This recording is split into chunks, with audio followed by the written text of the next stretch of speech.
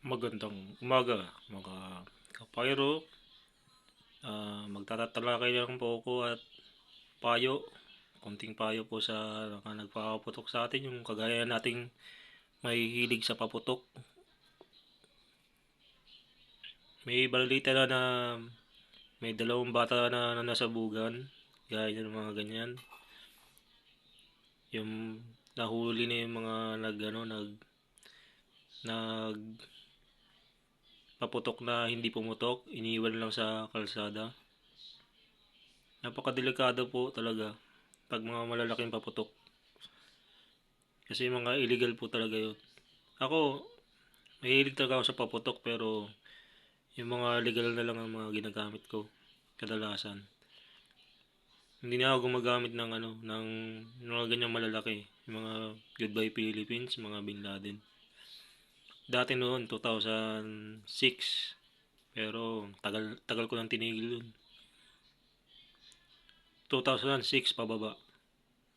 Napakadelikado talaga yung mga malalaki. Kagaya ng mga Bin Laden, Goodbye Philippines. Napakahirap po niyan. Pag yan di pumutok, kahit basahin mo siya, tapos mapaglaro ng mga bata. Kinabukasan, kagaya nun, yung mga trahedya ng dalawang bata na nasabugan. Nakakaawa. Siyempre, hindi rin naman din akalain ng nagpapaputok na sasabog yun. Kaya yun din.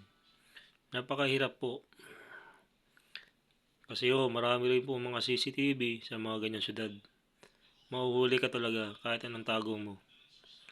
Pag nagkaroon ng mga disgrasyang ganyan. Ang payo ko lang kasi dyan, para hindi ho ang pwede lang po talaga yan sa mga bukid talaga. Bukid talaga pinapaputok. Tapos, pag hindi pumutok, babasain. Kahit di basain, basta hindi pumutok, kaya ano lang.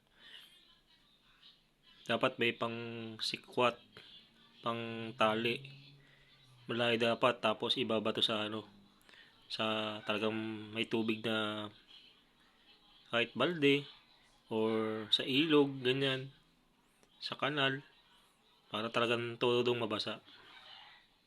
Hindi na siya matutuyo kasi napakadelikado niyan pag natuyo yan.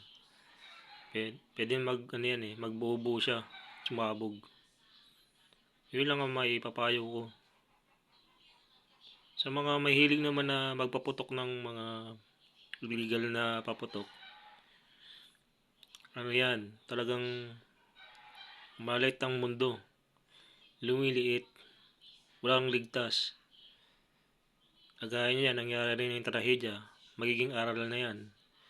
So, iisipin mo kung hindi pumutok yun, di ba? Kasi, hindi mo naman di pwedeng hawakan at iuwi, itapong kagad. Babantayan mo yun, na matagal. Hindi rin naman pwedeng ganon, baka biglang sumabog. Kaya napakahirap po pag ganyan ang mga nangyayari po.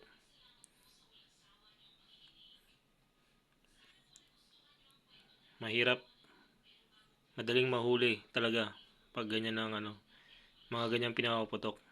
Mas payo ko lang talaga, mas maigi na yung magpaputok na lang ng mga kasing lakas lang ng mga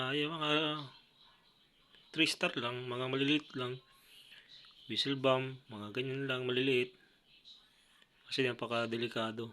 Pag hindi pumutok, tapos may biglang pumutok, di ba? Kahit matagal na. Hanggang dito na lang ko, mga kapayro, ka-viewers. Payo ko lang naman po yun. God bless po.